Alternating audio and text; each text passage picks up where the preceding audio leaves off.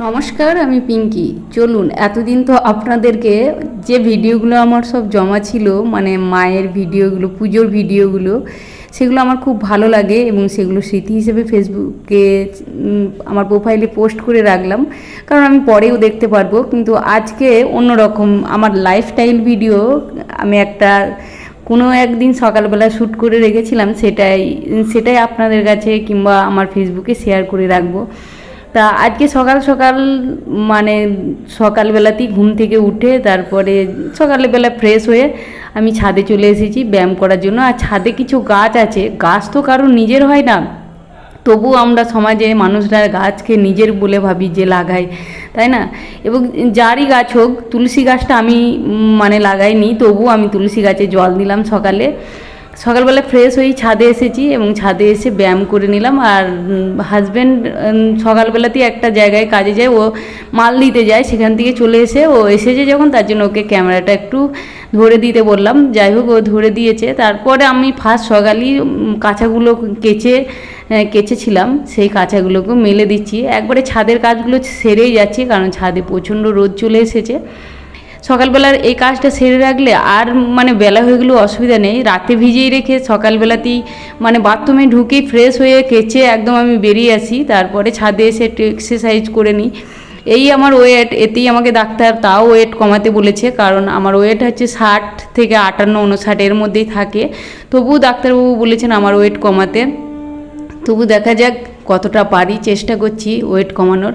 আর গাছগুলোতে একটু জল দিয়ে দিচ্ছি, আর ছাদে যে পাখিরা থাকে তাদের জন্য একটু জল দিচ্ছি, যাতে তারাও একটু ছাদে এসে জল খুঁজে পায়, তাই না? এখন এই ব্যবস্থা তো আর দেখাই যায় না, তবু যতটা পারি একটু চেষ্টা করলাম তাদের উদ্দেশ্যে জলটা রেখে দেওয়ার। মানে তারা তো আর কল খুলে খেতে পারবে না, সেই জন্য। যাই হোক, এই যে ভিডিওগুলো এখন এডিট করছি আর ভয়েসটা দিচ্ছি, বেশ ভালো লাগছে। তারপরে ঘরটাকে মুছে নিচ্ছি। ঘরটাকে এতটাই ছোট হয়ে গেছে জিনিসপত্র রেখে, আর মোছার মানে জিনিসপত্র সরিয়ে একটু মোছার পজিশনটা করে নিলাম, মুছে নিলাম। তারপরে ভগবানকে একটু পুজো করে ওনাকে স্মরণ করছি। আর হাজব্যান্ড এমনভাবে ভিডিওটা করেছে, ক্যাচ করেছে। যাই হোক, ভগবানকে প্রণাম করতে গেলে মনে হয় তার কাছে সমস্ত মনের কথাগুলো জানাতে ইচ্ছা করে, আর তখনই মনটা এত ভারাক্রান্ত হয়ে যায়।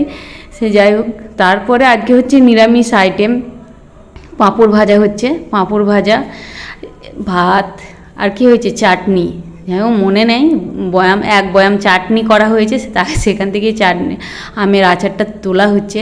কাকে আচার বলে আর কাকে চাটনি বলে সেটা কিছুই জানি না, এবং ভুলভাল বলছি। তারপরে হচ্ছে গরমকালে টক দইটা তো মাস্ট লাগবেই, টক দইটা এই গরমের সময় খাওয়া দরকার।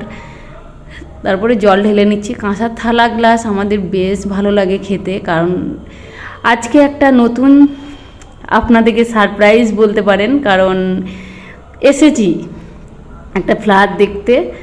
জানি না হবে নাকি, তবু ইচ্ছা হলো, মানে গরিবের কি বলে, দেখার ইচ্ছাটা তো হতেই পারে, তাই না?